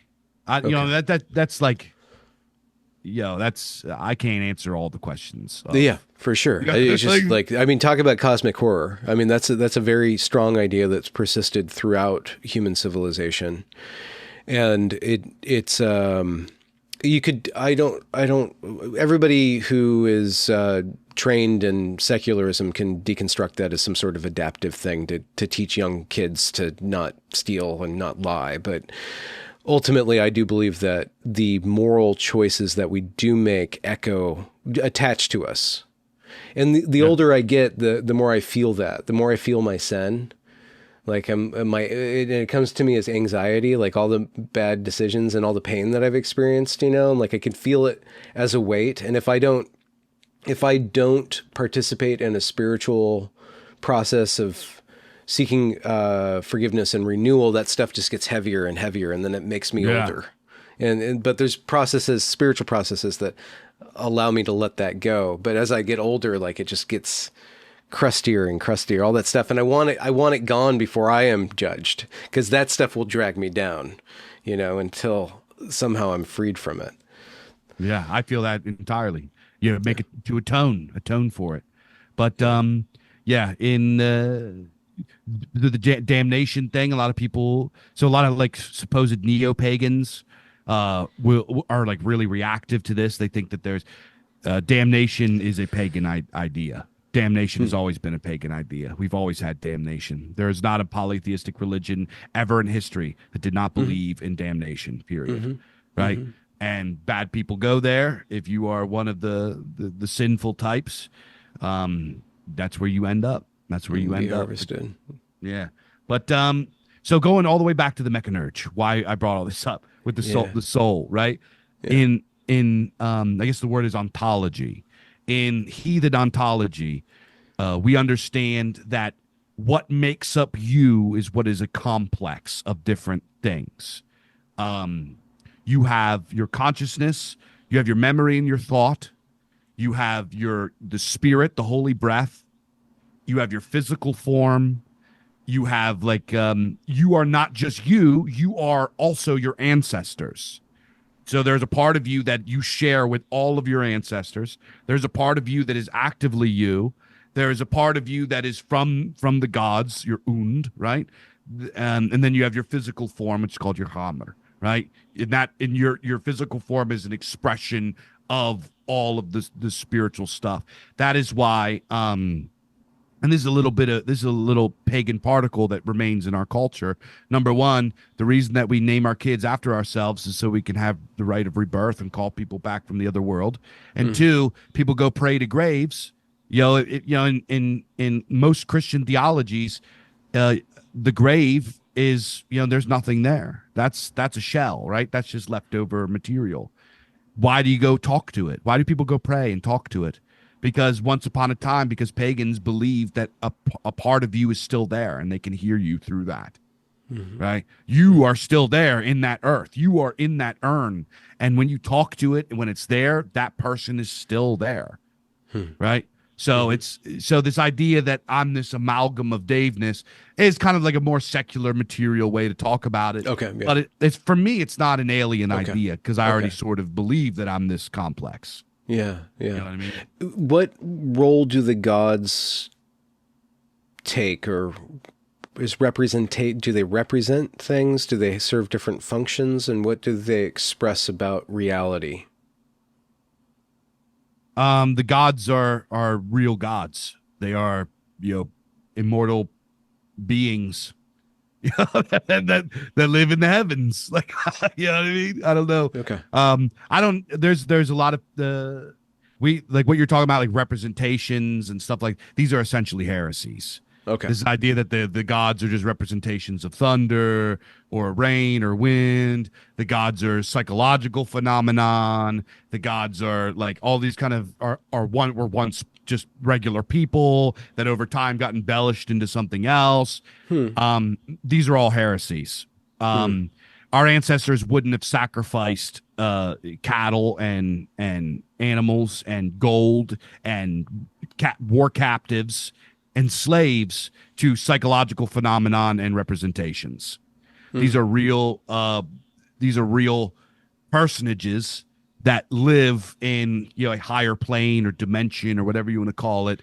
That are beings of great power that Hmm. sired us at one point, took human form and gave birth to humanity and shaped us in their image, and they have great power over this world. And if Hmm. you want to gain their love and their you want to gain their favor, you have to appease them, and if you Hmm. don't, they will punish you. How does a modern man, not calling you secular, just modern, you're just like in this time, in this place, honor the gods? How many cattle a year do you personally sacrifice? Well, that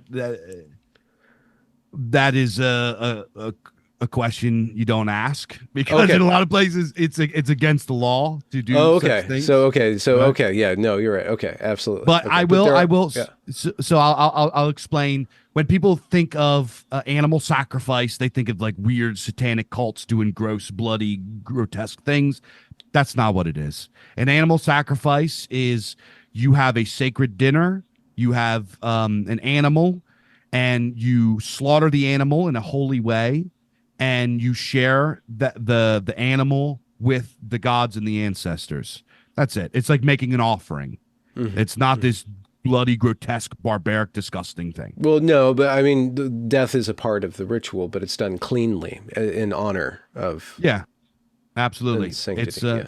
yeah, and the same thing that then one of the arguments is about like there's human sacrifice, and like how and the folk horror is very anti-European Hmm. in this context where they You didn't have like like Midsommar? Did you ever see that? no, I refuse to see it because I know I'm going Okay. to flip out if I see. I'm going to get angry if I see that. But Okay. back in the day, they didn't have jails. They didn't have rehabilitation centers for criminals. If you got taken captive, they kind of just had to get rid of you, right? Back in the day, there were people that had horrible diseases and circumstances that they couldn't live, through. Like, say you're an older man, and a sickness comes into your village and wipes your family out, and you're the sole survivor. You know what I mean? There are people that have situations like that. So human sacrifice, most of the time it was war criminals. There was just like it's a ritualized execution. It's like reading your last rites, right? We're gonna execute you anyway. Might as well make it a holy thing, right? Because Hmm. everything was holy. Everything to our ancestors, from stirring your soup to how you walk in, they were very pious, superstitious people, right? Hmm. So everything was made religious, even Hmm. executions, things that we consider today that, oh, well, we shouldn't have religion in with this. They didn't understand that concept. The world was spiritual, the world was religious, and so everything was, Yeah. right? Even things like executions and things like that. But this is, and you got to understand, they believe that if they believed in reincarnation. I believe in reincarnation. They understand that you go to the next world, and if you're a good guy, you go be with your ancestors. So if you have that belief, and you got nothing else to live for, your family's gone, you're an old man, you're not even going to make it the next winter by yourself. You got nobody to help you out. I mean, people can help you out. What are you going to do? You know what I mean? You go and you say, I want to be, taken to the next world. So you give your life, and then you go be with your family again until it's your time to be reborn. So when Hmm. you look at it from that point of view, it doesn't sound, it's not like Midsummer or Hmm. the lottery or one of these Yeah. horrible, some satanic weird stuff. You Yeah, know what I yeah. mean? Yeah, no, I get that. I just wonder how one, because there's obvious to stand with the neo-pagans, like they're kind of LARPing, and then they're introducing a lot of softness into it, and they're like calming it down, and they're taking the teeth and the balls out of the religion, and then like making it palpable, and like maybe you have tattoos, and you get to burn incense and have a little fun, a smattering of meaning in your life, kind of like an aesthetic, throw pillow of religion. Right, that's one direction to take that, and I have disdain towards people who treat the sacred that way too. Even though they're on the path, hopefully they can connect with some sort of depth and reality through that kind of whitewashing of different traditions, but.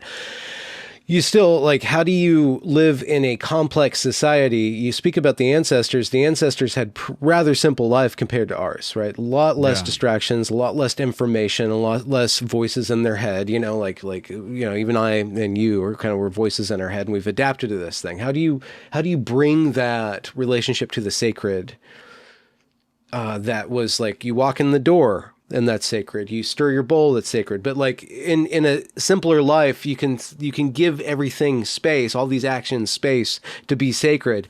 In this life, you have to go to work. You have to, this holiday season, you got to get things. I don't know what you do with Christmas. I'm sure you have something, you got your kids, but you also have like your podcast and you're making books and all this stuff. How do you maintain the sacred in your day-to-day life, or like minute-to-minute life? And you said, do you think everybody should? Oh yeah, everybody should have praxis, piety in their life. Everybody should have this. First and foremost, here's one of the things that your brain is not different than your body, right? Your brain is part of your body.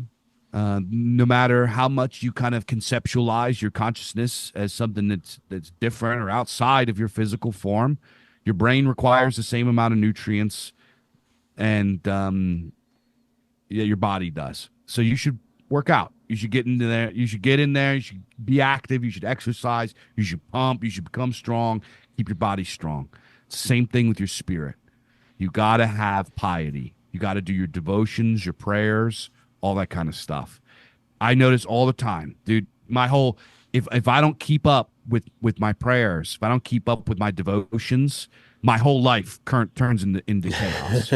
It's just good things happen when I keep up with it. Bad things happen when I don't. And I think everybody should do that. Right. So first and foremost, and also it's just a good vibe. You start your day with prayers. For us, they're called galders, right? You have your galders, you sing your prayers. Galder. Okay. Yeah. It's like a hymn. It's like you sing your prayers. So you start with your prayers, and the rest of your day just feels better. It just feels better. When bad things or misfortune happens or bad luck, you stub your toe, your car won't start, you get a phone call, some goofball jerk off is trying to rake you for money for your bills, right?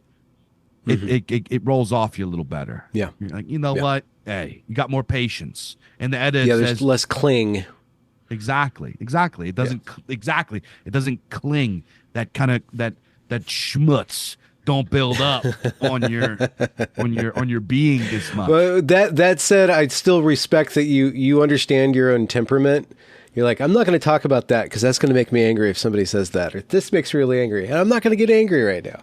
So even though it's nice that you have developed, you're in a process of developing like awareness of the reality of what you are as a creature. Yeah, that's with that warrior spirit or whatnot. Yeah, it's important. It's something that I mean, me personally, it's something that I really had to work on. Because I have ADHD, right? Some people think that it's fake. Maybe we could get into that. I have a whole big theory about ADHD. If you really is it a schizo theory? No, it's actually backed by science. But diet based. No, I actually think that it is an archaic gene that was once very necessary through the overwhelming majority of human existence, but has since been rendered obsolete by technological society. Some people call it some folks have called it hunter's brain or explorer's brain. And once upon a time, people with ADHD were probably necessary to find new batches of berries or hunt mammoth or hunt whatever. And then once technological industrial society came about, it became a detriment. It's not. It's only a disorder in the sense that the order has changed and it is no longer aligned with the order as it once was. So that's my theory about ADHD. So living, But you still had to manage that. big time, big time. It's something that really hindered. I can tell you how many jobs I got fired from because I show up late because I get the schedule screwed up. I can't tell you how many times that like I've just done dumb stuff because I just what they call time blindness. You entire blocks of time just go missing. I don't remember time the same way normal people do. My brain forces unnecessary information out, throws it in the trash can. So I'm constantly present-minded, always. That's why when we have this discussion, I go and if you don't corral me, I'll go in all these different directions. We'll talk about this, talk about this, talk about this, and I'll just go wherever I want, wherever my brain takes me, because at all times my brain's trying to say 5 different things at once. You know what I mean? And throughout my life, I have really had to work as an adult. When I was a young man, it didn't matter. I'd get up, I had a phone bill and a truck bill, and like that was it. And then just pay my apartment and all this kind of stuff, and just go to work, not get fired. That was all I had to do. I struggled a little bit, but that's all I. But once I got married, I had this bill and that bill and this and that, and my kids and them, and you got all of these the various minutia of mundane modern routine just all hitting you at once. It becomes very, very, very difficult to manage. It's difficult to manage for regular people. For regular people that go through it, because we're not supposed to live like this. This ain't natural. So for me, it's just a complete disaster. So I've had to really work hard in coming up with techniques and little tricks and little things to do to make sure I'm just not a disaster, right? So part of that is my religiosity and trying to maintain piety and working that into my life. As it's like I'm also a guitar player. Not a very good guitar player, but I'm a guitar player. After you play guitar long enough, it's not really a hobby. It's not really something you do. It becomes part of you, right? It's part of your identity. I play guitar. It's not like I like to play guitar. It's you are a guitar player. Eventually, your religion becomes that too, and you just have to melt all of these things together. And I don't know where I'm going with this. I'm wondering if I want to broach a topic that goes back to the gender thing. I'm always just fascinated by how modern society has failed to articulate the sexes to disastrous results. But still people are able to hook up and hammer out good lives, and we have psychology and we have all these different ways of understanding the differences and articulating a harmony out of the differences between the sexes. And I'm wondering how your religiosity manifests itself in your household. And this is a personal question, so I'm just wondering to whatever degree you want to express how heathenism, like is there something distinct in the sex roles and how they are, how they're partitioned, or is it very just kind of emergent, like whatever she's good at and whatever you're good at, and you guys kind of just overlap and figure out marriage together? I'm wondering like how, if your ancestor worship or the religious structure that you've inherited and that you're practicing, what that says about what a man is and what a woman is, or even maybe the way that you could speak about this that wouldn't be violating your wife's privacy is like, how do you teach your children about what the role of man is and what the role of a woman is? So let's start with gender roles and heathenry and how those are enforced. That was like kind of the beginning of your question there. Some years ago, I had a anonymous account come up, like a Christian account, troll at me, and he nailed me with a burn that I just couldn't even be mad at. It was totally true. He's like, these all you guys, all these heathen guys are nothing but, what did he say? A bunch of fantasy nerd hipster gardeners that have more kids than they can afford. And I was like, yo, he's so right. I'm not even mad about that. He's right, dude. You go to a guy, you got all these dudes, like working class dudes, 4, 5, 6 kids, some of them. We all love Conan and Tolkien, right? It's the way we all like growing organic stuff or organic compost and bringing like, yo, man, check out these tomatoes that I grew. We're just all in it. I don't know what it is. He's right. He must have he has a family member or something, so he's got inside baseball on us, right?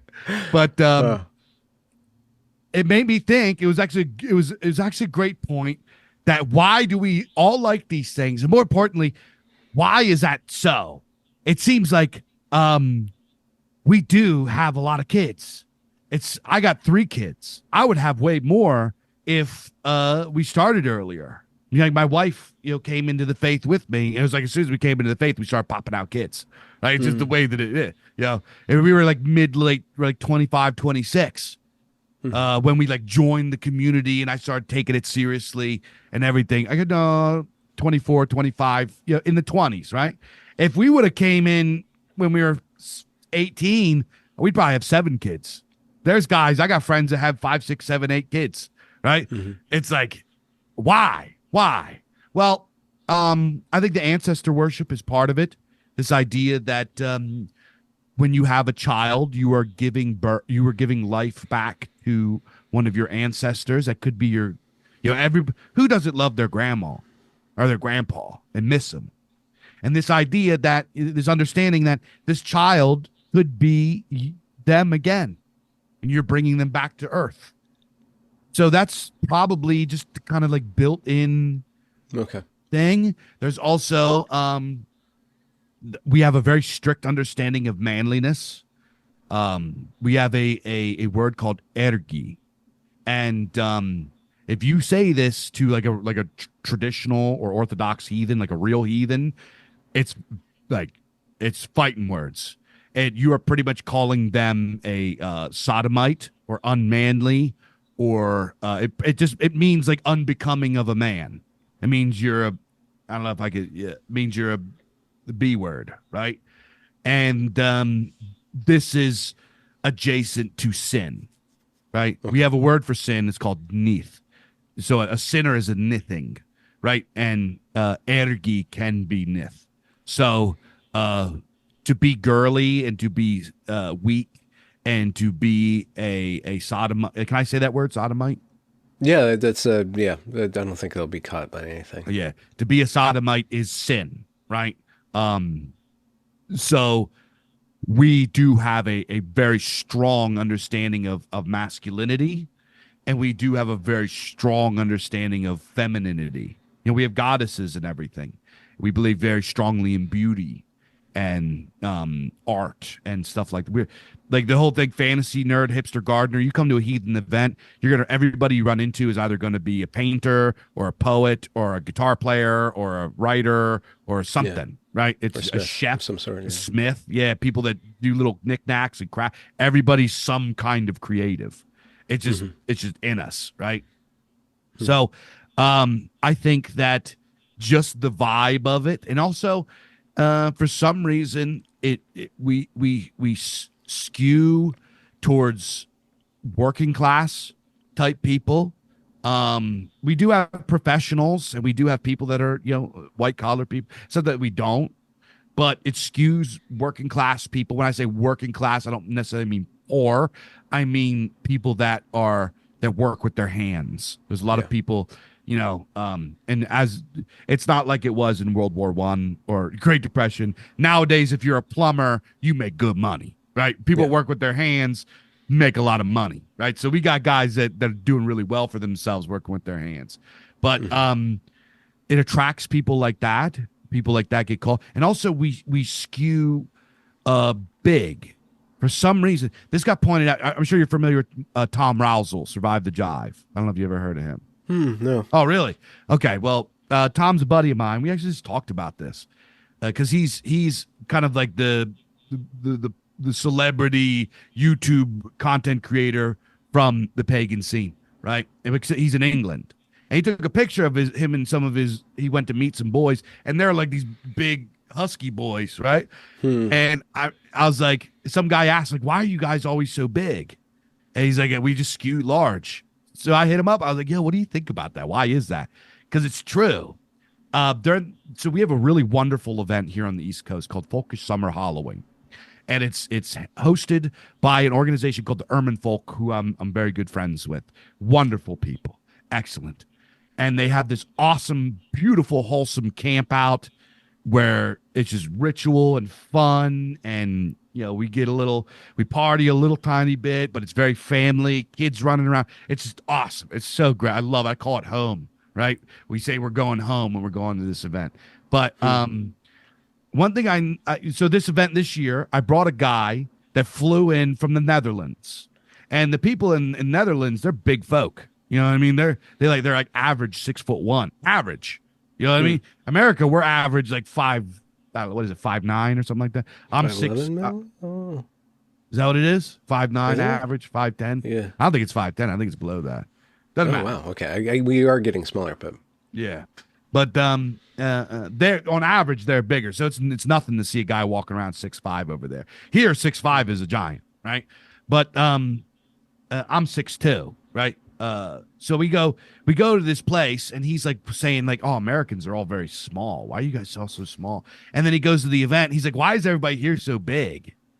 And that's just stuck in my mind. So maybe there's like a genetic element. We have more kids because, testosterone levels, or and this is coming off like I'm gonna sound like a flex, right? Like I'm like why not? Hey, we got these big, strong, high T chads, and we're knocking up all the honeys, right? Yeah.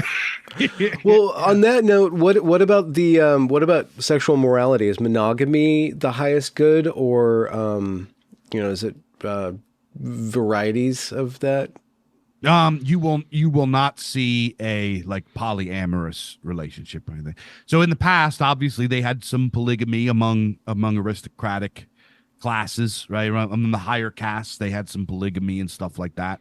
All of European society did at some point. Charlemagne, who's like considered like big boss hog in the Christian timeline, he had multiple wives. You know what I mean? So whatever. But nowadays we are very, very culturally conservative. You will not find polyamory or anything like that. There's like things like I don't know. Sexual immorality is something that weird sex stuff is big no in our community. If you get caught doing something gross and weird, you will be kicked out. You will, you will be shunned. You will be thrown out. It's not something. What about, and sorry to broach this for anybody in the audience, if this is uncomfortable or if this is uncomfortable for you, what's the stance in your community towards pornography? So, in the community, it's generally viewed that pornography isn't good. That's, we don't have a pope to come out and say, hey, this is now officially a sin. Yeah. We don't have that. So we kind of we have a culture that is sort of informed by what we do have, by the authority, like this, I guess you could say scriptural authorities that we do have. So things like pornography, it's generally, and also we have a pretty big emphasis on moderation in things like drinking and partying and stuff like that. We're not Puritans. We are a party people. We are. You guys have festivals. We have festivals. We like to party. We like to get good. We like to turn up a little bit. There is a jolliness and merriment. It's not scumbag degenerate stuff. It's good stuff, right? There are guys that like to that smoke a little something. There are guys that like to use mushrooms. There are folks that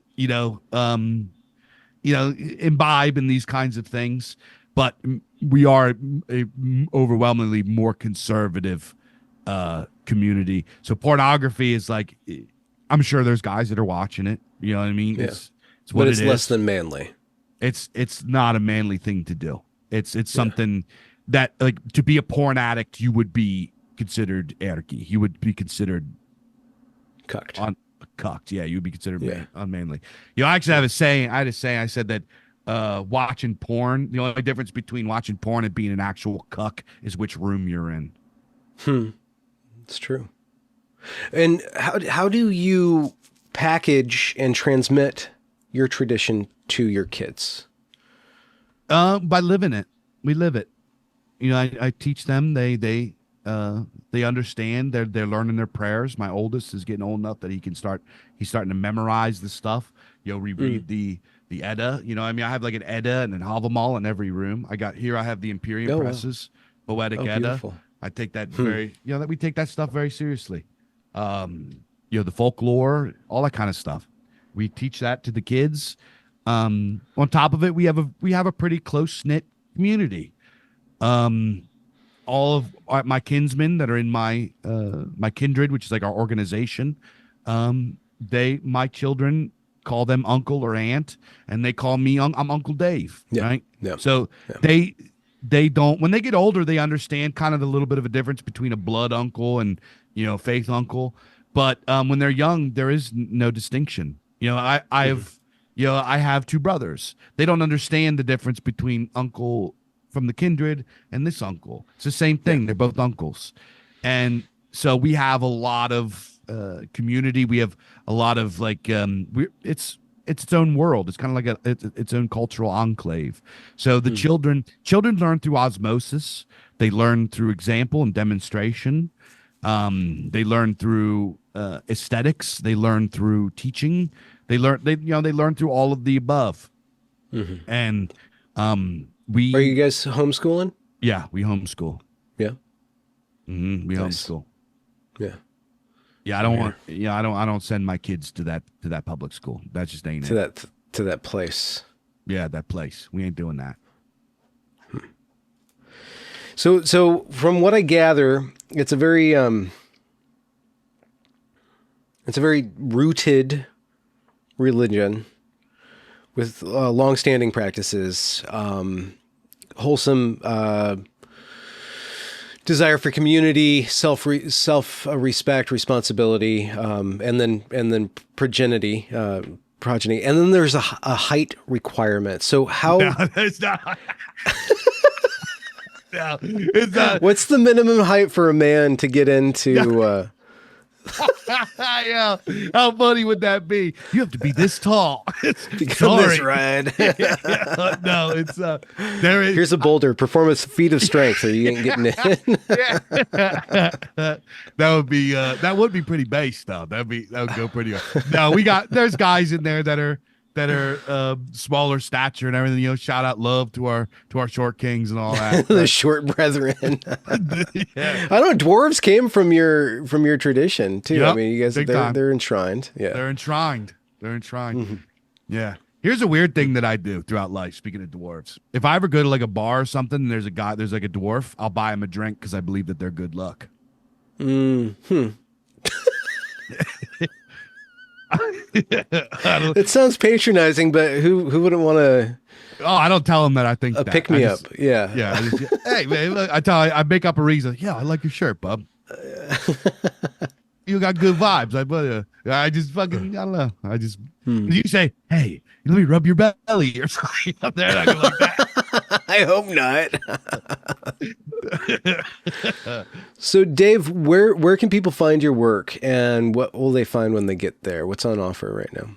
So if you want to check out the Culture Dads, that's me and Mike, our podcast where two bass publishing dads do deep dives into folkish and dissident culture and retro culture and stuff like that. You go over to theculturedads.com. That's culture with a K, culturedads.com, and get signed up to the Gumroads behind a paywall. And you get so many great perks on top of that, such as the hardback copies of the Imperium Press catalog and beyond. You'll get signed up over there. We're also on YouTube, so you can type in Culture Dads, culture with a K, Culture Dads on YouTube. You also check out what I'm doing with the Bizar Kives. If you like fiction, you like cosmic horror, sword and sorcery, cyberpunk, science fiction, you can go over to thebizarkives.com, buy books there. Follow us on Twitter and Telegram at the Bizar Kives. I also have Hearthfire Radio. We talked a lot about heathenry today, so if you're interested to learn more about heathenry, you go over to hearthfireradio.com. We have so many great podcasts over there. It's a Spotify or YouTube kind of thing for creators that are of the folkish tradition. So go over there. We got the Golden One, Survive the Jive,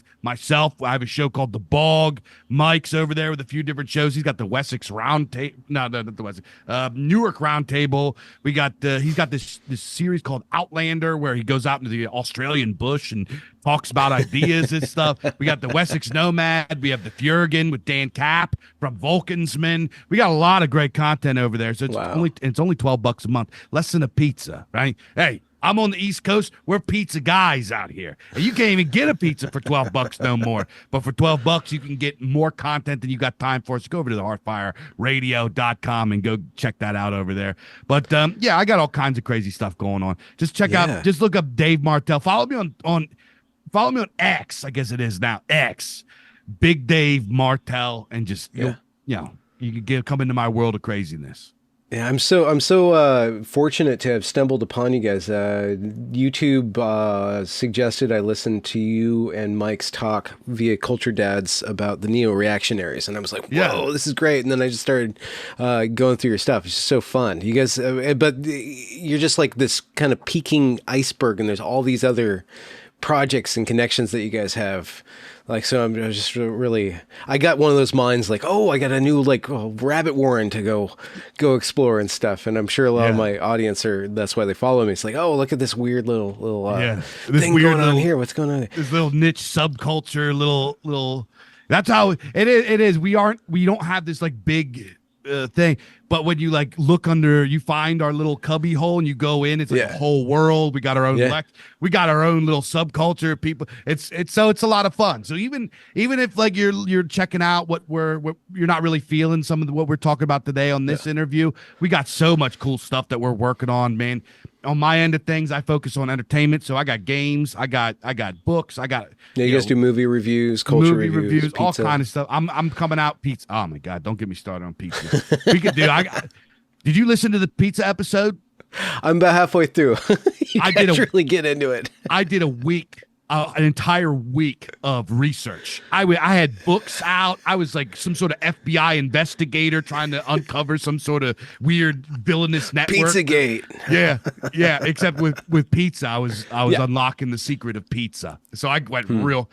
Yeah. So we put in a lot of effort for those Culture Dads episodes. So because we want to bring the people that kind of, I think too many podcasts, they just like kind of get on and they don't really talk about nothing. So I like to flip the script and put in work and put in effort to try to give people as much as they can. Because like you said earlier, we're so saturated and inundated with this content, especially as we enter in the hyper reality. It just bombards us. And a lot of people I don't know. I think a lot of guys need to up their game. So I try to bring my A game every single time and make good content for the people to help them think, to show them something weird, to make them laugh, or just whatever, just entertain and intrigue people and be the best entertainer that I can be in whatever domain I step into. Yeah, absolutely, Dave. Thank you very much. I'm going to link to all your work in the description. I really hope that a lot of people find you and maybe buy you a beer, because it'll be good luck, even though you are not of the short persuasion. I'm not apparently. Yeah, Mr. Boyce, thank you so much, man. You do so. I checked out a bunch of your interviews so far, and I really just enjoyed all of them. You're a very, very talented conversationalist. That is a skill that a lot of people don't have. This ability to throw good questions on the fly. I see you got your little notepad. You prepare everything. You're a tremendous interviewer, and keep going, bro. I love absolutely. Your work. Thank you. Mutually encouraged. I'm going to end the recording now. Thanks, Dave. Boop. Cool, man.